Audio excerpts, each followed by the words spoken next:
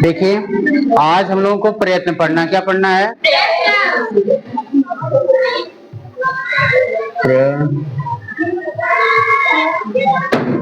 प्रयत्न पढ़ना है, ठीक ना। सबसे पहले जानेंगे प्रयत्न कहते किसे हैं। तो लिखेंगे वर्णों के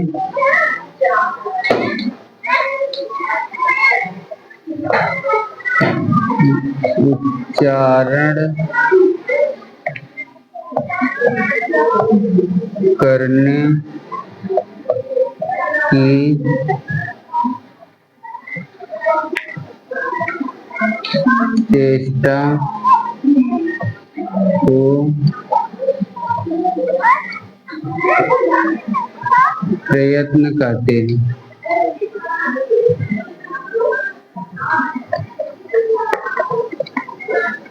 वर्णों के उच्चारण करने की चेष्टा को प्रयत्न कहते हैं, ठीक ना। वर्ण के उच्चारण करने की चेष्टा को प्रयत्न कहते हैं। अब जानेंगे यह कितने प्रकार के होते हैं, प्रयत्न कितने प्रकार के होते हैं। तो लिखेंगे प्रयत्न के प्रकार, यह दो प्रकार का होता है। यह दो प्रकार का होता है। नंबर 1,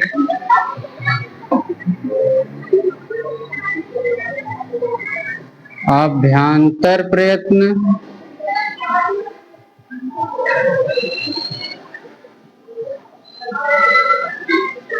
नंबर 2, बाह्य प्रयत्न। बाह्य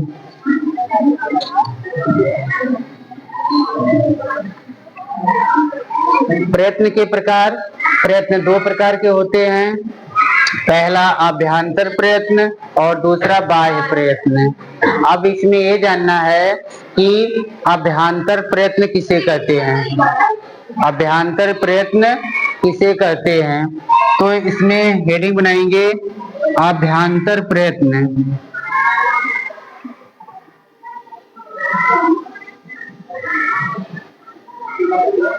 अभ्यांतर प्रयत्न तो लिखेंगे कि अभ्यांतर प्रयत्न वे होते हैं जो उस चेष्टा को कहते हैं जो हमारे जो मुख के ध्वनि के अंदर होती है। मुख माने हमारे मुख से ध्वनि निकलने के पहले जो हमारे अंदर चेष्टा होती है वो होती है अभ्यांतर। तो लिखेंगे इसको अभ्यांतर से तात्पर्य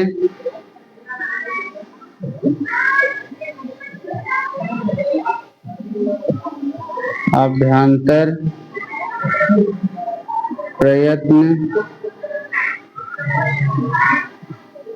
से तात्पर्य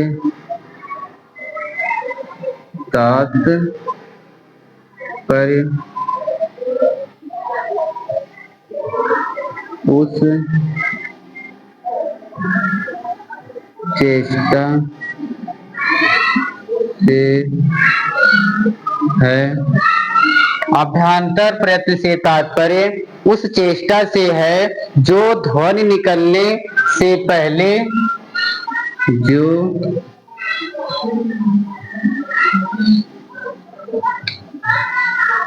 ध्वनि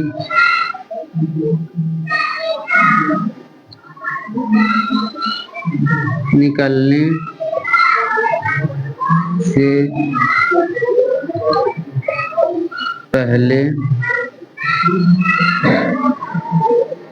मुख के अंदर होती है, मुख के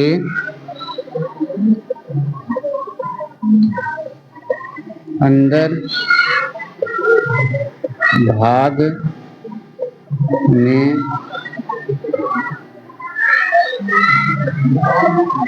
होती है। हमारा हो गया कि अभ्यंतर वे प्रयत्न होते हैं कि कोई हमारी ध्वनि जो निकल रही है वो हमारे मुंह के अगर अंदर भाग से हो रही है, वो हमारा अभ्यंतर प्रयत्न के अंतर्गत आएगा। ठीक ना। अब इसमें आगे आपको सीखना है कि अभ्यंतर प्रयत्न के कितने प्रकार होते हैं। तो आपको ये सीखना है आगे अभ्यंतर प्रयत्न के प्रकार।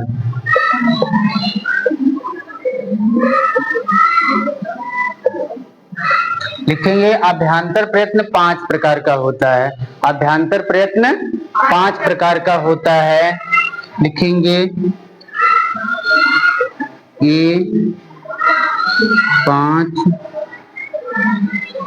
प्रकार के होते हैं। अभ्यंतर प्रयत्न कितने प्रकार के होते हैं? 5 प्रकार के होते हैं। अब सबसे पहला है स्पृष्ट। पहला क्या है? स्पृष्ट, ईषत स्पृष्ट, फिर विपरीत कहेंगे, ईषत विपरीत, और लास्ट है आपका 5वां समृद्ध। ठीक ना। इसको लिखेंगे। पहला है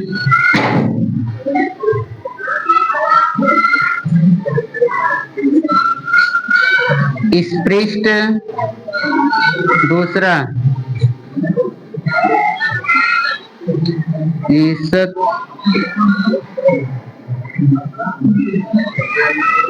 स्पृष्ट, तीसरा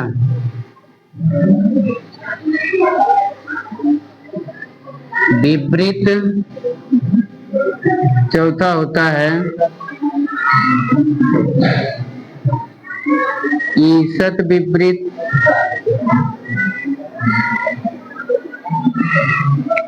और हमारा 5वां है समवृत्त।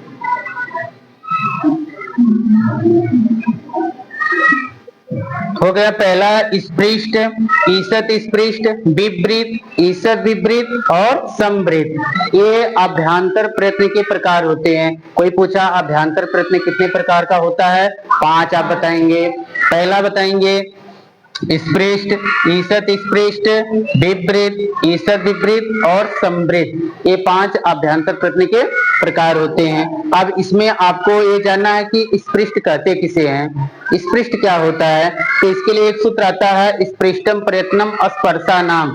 स्पृष्टम प्रयत्नम स्पर्शानाम, अर्थात स्पर्श व्यंजनों का जो प्रयत्न होता है वो स्पृष्ट कहा जाता है। स्पर्श व्यंजन आपको पिछली कक्षा में आपको बताया गया था कि क से लेकर के मां तक के जो वर्ण होते हैं उसे स्पर्श व्यंजन कहते हैं। क से लेकर के मां तक के वर्ण को क्या कहते हैं? स्पर्श व्यंजन कहते हैं। तो आप हेडिंग डालेंगे स्पृष्ट, तो लिखेंगे स्पृष्टम प्रयत्नम स्पर्शानाम। हेडिंग आपका हो गया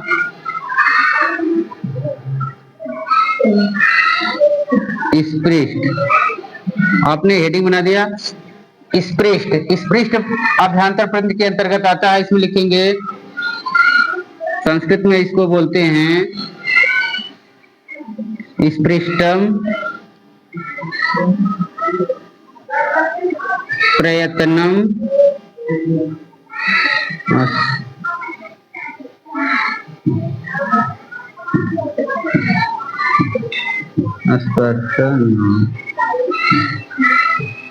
स्पृष्टम प्रयत्नम स्पर्शानाम, अर्थात स्पर्श जो वर्ण होते हैं इनका प्रयत्न स्पृष्ट कहा जाता है।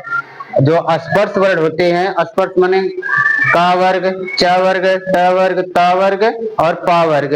का के 5 अक्षर, का वर्ग के 5, च वर्ग के 5, और फिर ट वर्ग के 5, फिर ता वर्ग के 5 और पा वर्ग के 5, कुल मिलाकर के 5 गुणे 5 अर्थात 25 जो वर्ण होते हैं ये क्या कहलाते हैं? स्पृष्ट कहलाते हैं। क्या कहलाते हैं? स्पृष्ट। ये अभ्यंतर प्रयत्न के अंतर्गत आता है। फिर इसके बाद इसमें और देखेंगे कि ईषत स्पृष्ट क्या होता है। आगे सीखेंगे ईषत स्पृष्ट क्या होता है। तो इसका होता है ईसत स्पृष्ट अंतस्था नाम। इसका ऐसे लिख लेंगे, हेडिंग डालेंगे। इसका पूरा लिखा नहीं रही, कुछ संक्षेप में आपको बता देते हैं कि स्पर्श जो वर्ड होते हैं उनका जो प्रयत्न होता है वो स्पृष्ट कहा जाता है। क्या कहलाता है? स्पृष्ट कहा जाता है। इनकी संख्या आप 25 बताएंगे। इनकी संख्या कितनी होती है? 25 होती है। का से लेकर के मां तक के वर्ण स्पृष्ट कहे जाते हैं। अब हमारा नंबर 2 है ईसत स्पृष्ट। नंबर 2 हेडिंग क्या बनाएंगे? हाँ, ये आपका पहला था। नंबर 2 लिखेंगे ईसत का, लिखिए ईसत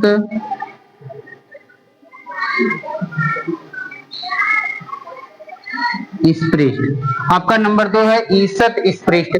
आप देखेंगे ईसत स्पृष्ट किसे कहते हैं, तो सबसे पहले आपको जानना है कि ईसत स्पृष्ट, ईसत मतलब होता है थोड़ा। ईसत का मतलब क्या होता है? थोड़ा।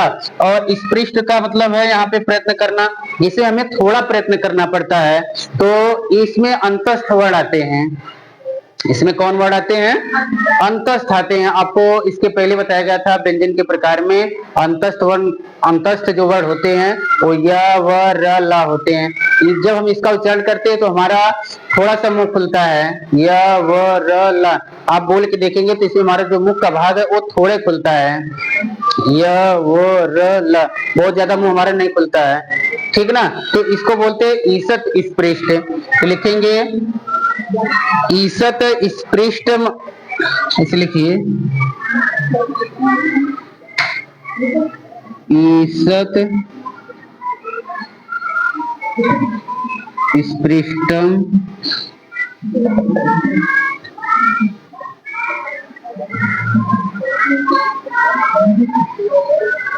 आपका ये सूत्र हो गया ईसत स्पृष्टम अंतस्था नाम।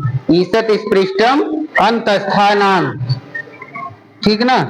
अब यहाँ पर आपका इसका मतलब हो गया कि अंतस्थ जो वर्ड होते हैं, जो अंतस्थ वर्ड होते हैं उनका जो प्रयत्न होता है वो ईसत स्पृष्ट होता है। अंतस्थ वर्ड आपका यहाँ पे, इसको आप लिख लेंगे, पहले इसको लिख लीजिए, का से मां तक के वर्ड, मां तक। इसमें आपको अब देखिए, इसको देख लीजिए, ईसत स्पृष्टम अंतस्थानम, अर्थात अंतस्थ जो वर्ण होते हैं इनका जो प्रयत्न होता है क्या कहलाता है?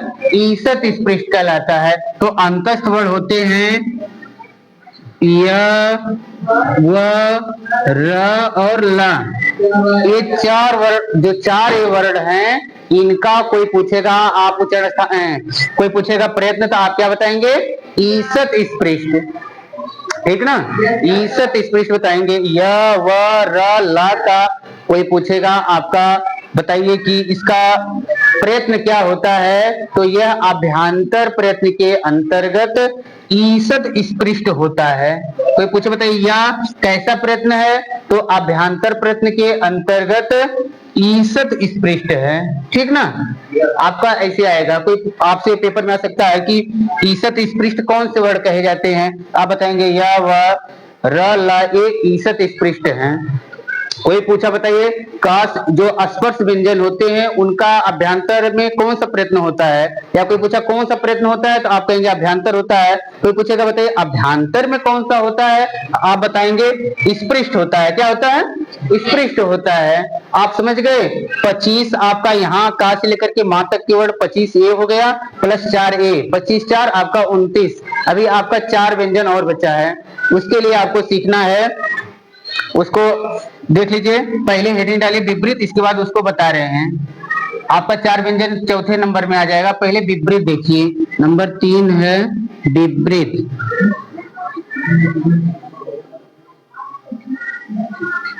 कोई पूछेगा विपरीत, आप बताएंगे कैसे?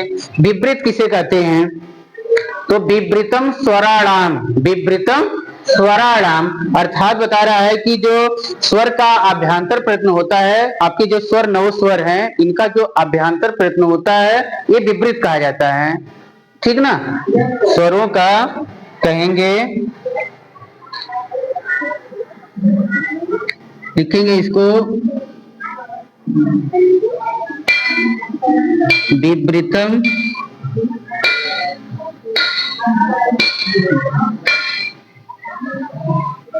विवृतम स्वराणाम, अर्थात जो स्वर वर्ण होते हैं उनका प्रयत्न क्या कहा जाता है? विवृत। जो स्वर वर्ण होते हैं उनका प्रयत्न क्या कहा जाता है? विवृत कहा जाता है। आपका इसमें सभी स्वर आ जाएंगे, इसमें सभी स्वर आ जाएंगे। इसमें आप लिख सकते हैं कि स्वरों का अभ्यंतर प्रयत्न विपरीत होता है। इसमें जिह्वा को कम खोलना पड़ता है, जैसे अ, ई, उ, री, री। देख रहे हैं, इसमें थोड़ा सा जिह्वा को, मतलब जो मुख हमारा कम खुलता है, जिह्वा को कम उठाना पड़ता है। अब आगे आपका है, इसमें जैसे आप बोल के देख लेंगे तो अब इसमें देखिए ईसत, आपको विपरीत में क्या है? सारे स्वर आ गए।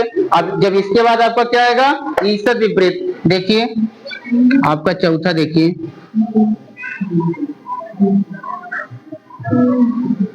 ईसत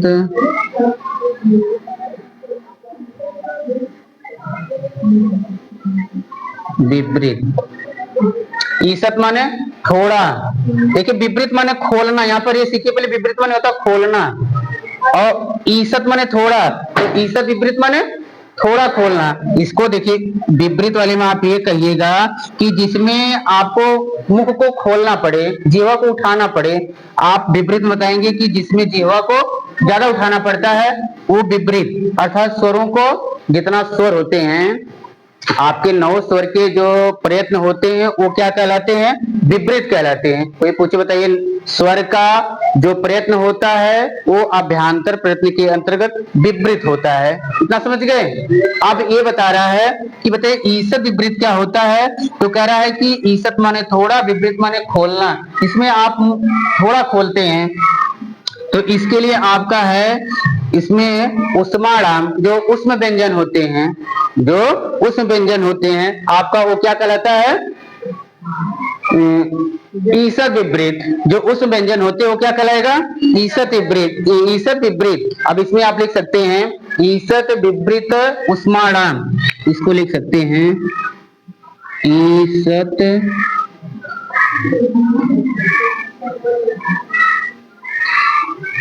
विपरीत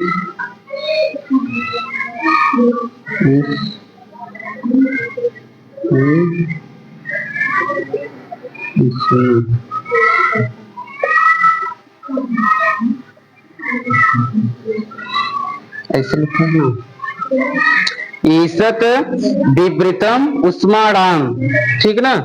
ईसत विपरीतम उस्माणाम, ईसत विपरीतम उस्माणाम। अब इसमें क्या करना है? देखिए कह रहा है कि उस व्यंजन का जो उस व्यंजन जानते हैं ना, स स स हा, आपको पीछे बताया गया था पिछले कक्षा में। उस व्यंजन क्या होते हैं? स स स और हा। तो कह रहा है कि यहाँ पर देखिए लिखा है ईसत विपरीतम उस्माणाम। उस्माणाम माने जो उसमें व्यंजन होते हैं, इनका जो प्रयत्न होता है क्या कहलाता है? ईसत विपरीत। तो यहाँ पर आप लिख लीजिए, पहले स्वर का एक तो देखिए यहाँ पर नहीं लिखे, इसका आ, ई, उ, री, री, ए, ओ,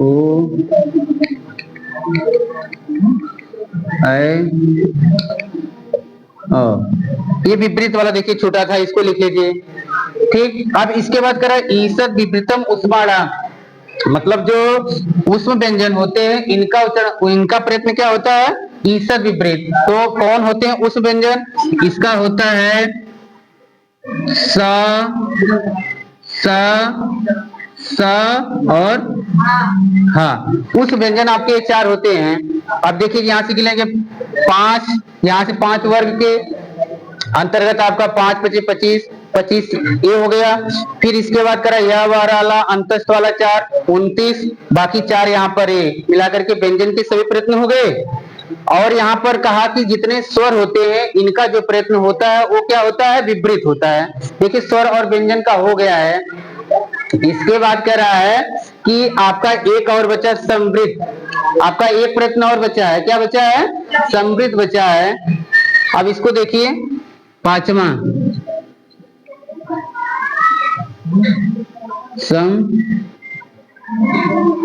समृद्ध। अब पांचवा देखेंगे समृद्ध का। समृद्ध में आता है, कौन सा वर्ण आता है? तो जो ह्रस्व आ होता है ये समृद्ध कहा जाता है। ह्रस्व आ जो होता है ये क्या कहलाता है? समृद्ध। इसका जो प्रयत्न होता है आपका इसमें लिख सकते हैं वो भी यहाँ पे आप ऐसे लिख लीजिए, ह्रस्व आ। ह्रस्व आ ये क्या माना जाता है? समृद्ध। ठीक ना? इसके लिए सूत्र आता है ह्रस्वस्य अवर्णस्य प्रयोगे समृद्धम। ह्रस्व